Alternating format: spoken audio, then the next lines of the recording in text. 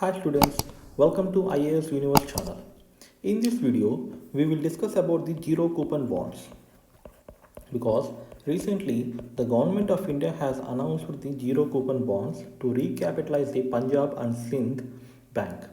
So let us start our discussion on the zero coupon bonds. Before discussing about zero coupon bonds, let us understand what are bonds. Bonds are debt securities. So, to understand what are debts and shares, let me explain you in brief that what are securities.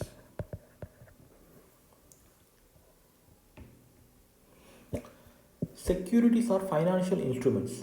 These are nothing but slips or receipts or slips, and their characteristic is they are tradable and they do come with a promise that they will return the amount of investment. So, securities are financial instruments that not in simple terms they are simple a receipt or a slip or a paper that promises a guaranteed return,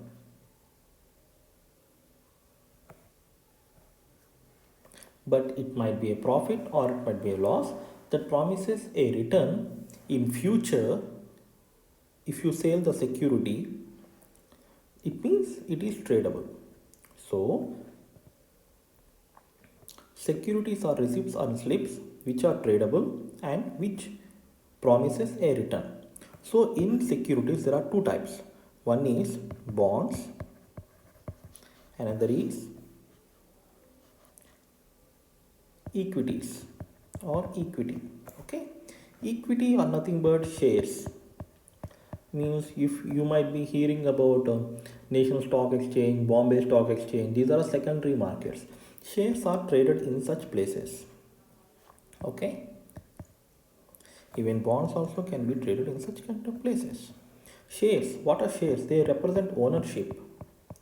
For example, if you buy the shares of a company, you are called as the owner of the company, but not the 100% owner. You are not the only owner. Okay, you become a part of the ownership of the company, and you get profit. And whatever the annual amount you will get, it is called as a profit or a dividend. And when you sell the shares, you will get capital gains. Okay, and bonds, those who buy bonds, they are called as creditors of the company. It means they give money to a company at an annual interest rate.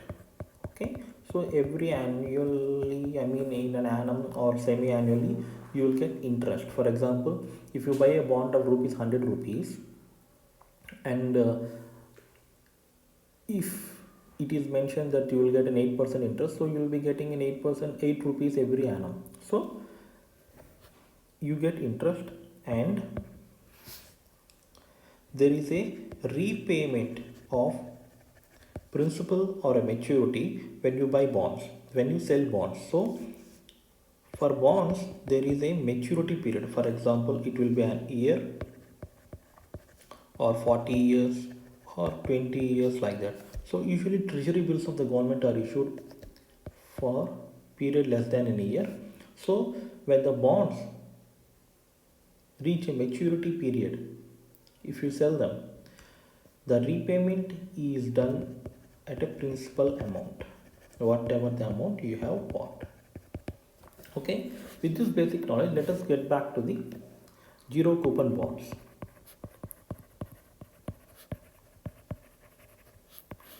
There are few terminologies we need to get acquainted. First is face value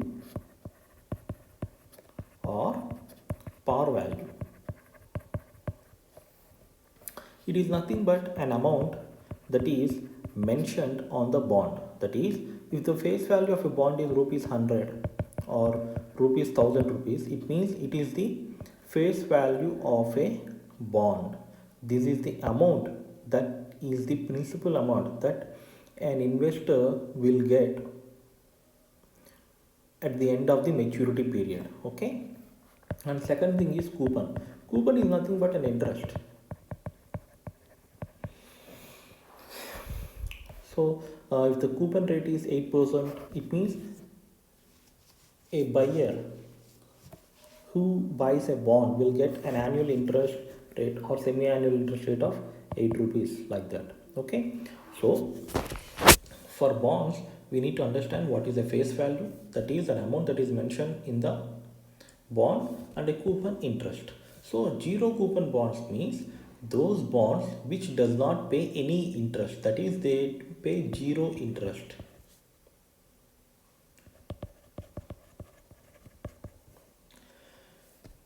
So zero coupon bonds, these are also called as the bonds issued at discount. It means, so if the bond rate is 1000 rupees, for example, assume that the bond rate is 1000 rupees, but the company or a government or some, for example, zero coupon bonds can be issued by any private organization or a central bank or a government. It doesn't, there is no restriction that they must be issued only by the government. Okay, so if a company or a government or an RBI, for example, is issuing the zero coupon bonds of face value 1000 rupees, they say that they offer you at a discount of rupees 800 rupees. So the margin between these 800 and 1000, that is 200 rupees, is the profit or interest that a buyer will get at the end of the maturity. For example, if the bond of face value 1000 rupees is issued at for a maturity of 1 year, so at a discount of 200 rupees, so the price of a bond will be 800 rupees, and the buyer who is buying this zero coupon bonds, that is bonds that are issued at the discount, will buy these bonds at 800 rupees, and at the end of the 1 year, when they sell these bonds to the issuer, whether it is a government or a private company, they will get these 1000 rupees back. So when they will buy these bonds at 800 rupees, and when they sell these bonds they will get 1000 rupees back, 1000 rupees back. So the difference is 200 rupees. This is the profit to the buyer. So what will you understand from here? So it means it, the advantage of these kinds of bonds is that they are protected from the market fluctuation rates. So, for example, those bonds which are dependent on the coupon or interest rate, the value of those bonds increases or reduces with respect to change in the repo rate mentioned by the RBI, announced by the RBI. But for these banks, for these bonds, there is a guarantee, that is uh, the buyer of this bond will have an assurance that of a predictable return. So at the maturity of 1 year, he can assure that he will get 1000 rupees definitely for sure. Okay, and another advantage is low minimum investment. Low investment. The amount of investment will be very less, in other terms, because for example we have taken an example of 1000 rupees. Okay, so sometimes when the bonds are issued at a discounted price, some banks will feel that okay, there is a kind of a discount, and usually bonds are issued in a huge number, so the price of in each individual bond will be very less. So the amount of investment for small investors, it will be very convenient because there is a predictable return, there is very less market risk, and these are available at the less investment cost. And the risk will be minimum if the issuer is like a government or a central bank. But if they are issued by the company, for example a private organization, uh, if the bond is issued for a minimum period, for example 1 year or 3 years, it the risk will be minimum. But if the bonds are issued for a larger period, for a long period, for example 40 years, 30 years, the risk will be high, because no one is exactly sure about what is the future of the company after 30 years. Maybe they will be in a very good position or not, because it is unpredictable. So the risk will be minimum if the issuer is a government or a central bank. And usually for those people who have a long term financial goals, like children's education, and those government or any employees who is planning of a retirement income, a bulk income, lump sum amount at the end of their uh, or at the superannuation at the beginning of the retirement age. So those kind of people can invest in these kind of a zero coupon bonds, because most of the people are not interested in investing the shares, and nobody can keep on checking the share markets and all. So they just want to invest in one time, and they just want to realize the exact amount at the end of a long term period. So for those kind of people, these kind of zero coupon bonds are a very good investment. But there are certain other risk limitations also with respect to this um, zero coupon bonds. For example, because of the long maturity period, as I already mentioned, if the issuer is a private company, is very unpredictable and cannot guess the less invest return, and there can be any kind of a bankruptcy and the investors will go at loss.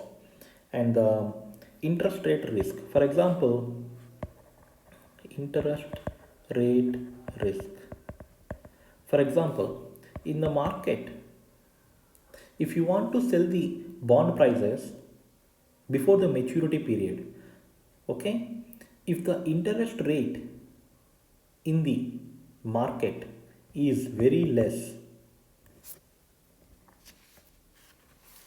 then the price of the zero coupon bonds will be very high.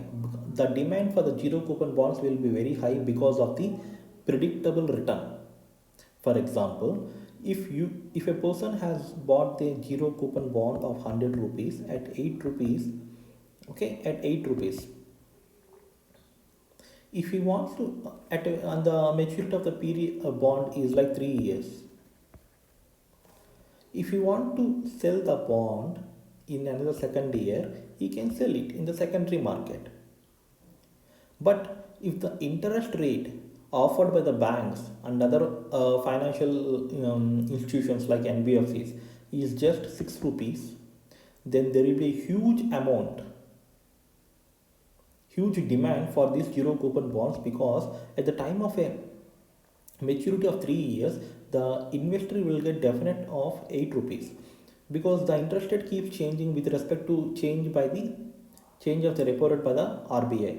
But if the interest rate is uh, very high, for example 8 9 rupees, which is usually not possible, then the demand for the zero coupon bonds is very less, and nobody will buy these kind of a zero coupon bonds at the market in the market. So if you have to buy these zero coupon bonds at an emergency to realize any liquidity for any emergency, these kind of market fluctuations will also exist. And another thing is inflation. Due to long maturity period, the amount that will be realized at the end of the maturity period might be quite very less if you calculate the inflation, or if you take the inflation into account. Okay, so these are the zero coupon bonds. So these are the bonds which are issued at a discount price, and which is and these are the advantages. Okay, and these are the limitations. Thank you.